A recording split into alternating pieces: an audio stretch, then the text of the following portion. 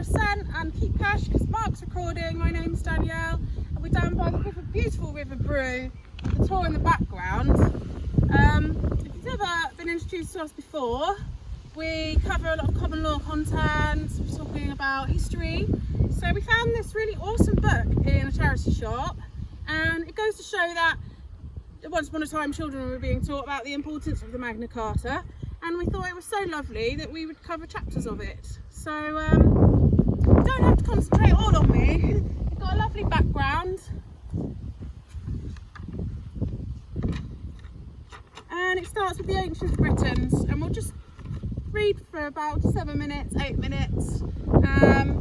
Some chapters later we get to chapter 13, is about King John, and it says, Englishman, curse not his memory, murderer as he was, coward and slave, yet it was he who signed that charter which should make thee morn and night be thankful for thy birthplace, our Southie. So, you know, it shows that young readers were being taught about the history of their Magna Carta back then.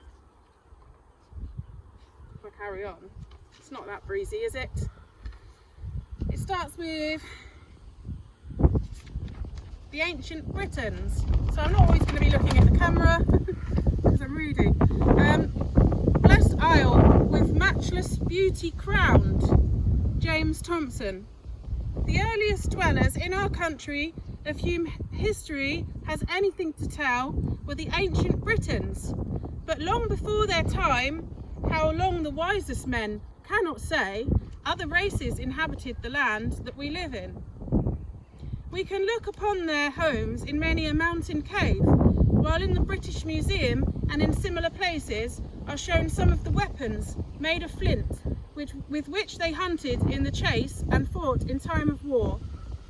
Then the summers were short and hot, while the winters were long and cold. And in later times, the elephant stalked through the forests that covered a large portion of the country, and by the river banks, other wild animals waited for their prey, like this one. She's staring at those cows. 2. Ages passed, most of the fierce animals had died out, and a people less savage than the earlier race had found a home in the country. The climate had become warmer and damper, and numerous rivers as broad as the Thames opened out into great expanses of fens and lakes. In course of time, yet another race settled in the land, a race of hunters and warriors who used weapons of bronze, tilled the ground, wore woven cloth, and ate and drank from dishes and cups of pottery. Then from the continent of Europe came the Celtic races, to which the ancient Britons belonged. By the southern shores of the Baltic they travelled westward between the forests and the sea, and by the banks of the Rhine. Some of these Celtic tribes settled in the countries we now call France and Spain. Others crossed the sea and made their homes in Britain and in Ireland. Those who came to our land are now all known by the one name of Britons. History before the time of Caesar, less than 100 years before Christ, has little to tell us about Britain and her people. We learn, however, from an old book that the men of Cornwall worked in the tin mines and exchanged the metal for goods brought from that part of Gaul which we now call France. Later writers also inform us that the Britons were pleasant in their dealings with traders and civilised in their manner of life. They exported not only tin, but corn, cattle, iron, skins, and hunting dogs, and among their imports were, as an early writer tells us, ivory bracelets and necklaces, amber beads, and vessels of glass. But it was only along the southern coast that even these faint traces of civilization were seen. The dwellers inland cared nothing for tilling the soil. They used the land only as grazing ground for their cattle. They painted their bodies and clad themselves in skin. They spent their days in hunting, and their keenest joy was in making war. The farther away they were from the coast, the rougher were their manners, and the fiercer their customs.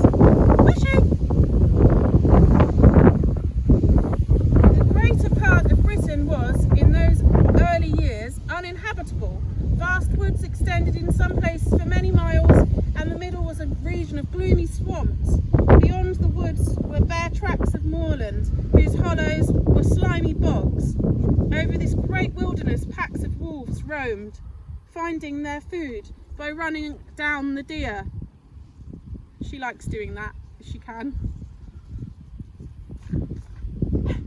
Wild swine fed on the acorns and beech nuts, and the bear crouched in the mountain caves. There's a little bit left of this chapter now.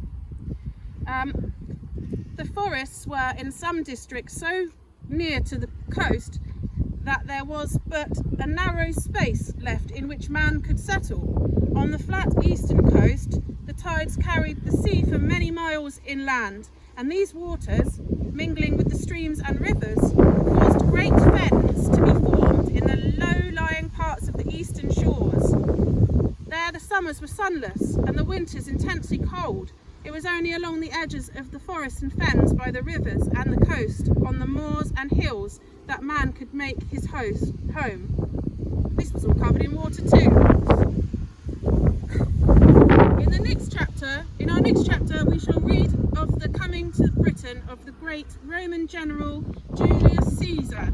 Nearly everything we can learn about the strange religion of the British, known as Druidism, is found in the book Caesar wrote to describe the battles which were fought by the Romans under his command. We're getting too far away.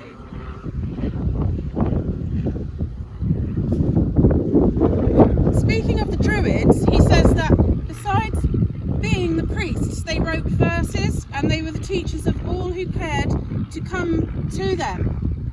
If any crime has been committed, writes Caesar, if any person has been killed, if there is any dispute, it is the Druids who give judgment. It is they who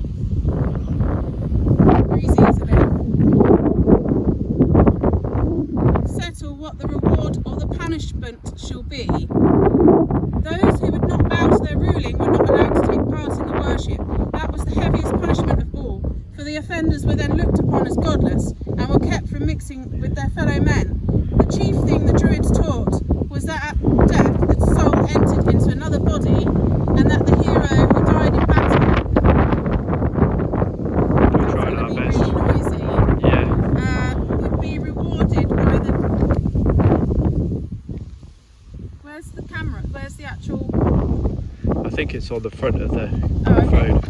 I'll try my best to keep it covered with my hand, but we will invest in a proper microphone and like foam thing that we Bluetooth rolling. Are you enjoying yourself, Reggie? The chief things that the Druids taught was that at death the soul entered into another body, and that the hero who died in battle would be rewarded by the passing of his spirit into the body of a higher being. Thus the Britons were led to be strong in the hour of danger. What the religion of the Druids really was, we do not know, but there can be no doubt that these stern men did much to keep order in a dark and cruel age. Some suppose that they worshipped the sun, and that the great stone circle at Stonehenge on Salisbury Plain was their temple, but of these things we cannot be sure. One strange custom was the cutting of mistletoe at some of their sacred festivals. So chapter 2 is the Roman Briton. If you'd like to follow our other videos, please subscribe to our YouTube or follow our Patreon, which has a more full, in-depth look at the things we're presenting, because there's articles as well as the footage and PDF downloads, and it's where people can support us, and we are so grateful for anyone who will. We also have a Facebook community full of wonderful people, and we've got a growing website community where we have our own groups now. So you can find our website, it's commonlawascent.com, and from there you can probably find everything else as well. But we'll leave links below. Thank you for tuning in. Yeah, we just thought we'd do something a little bit different.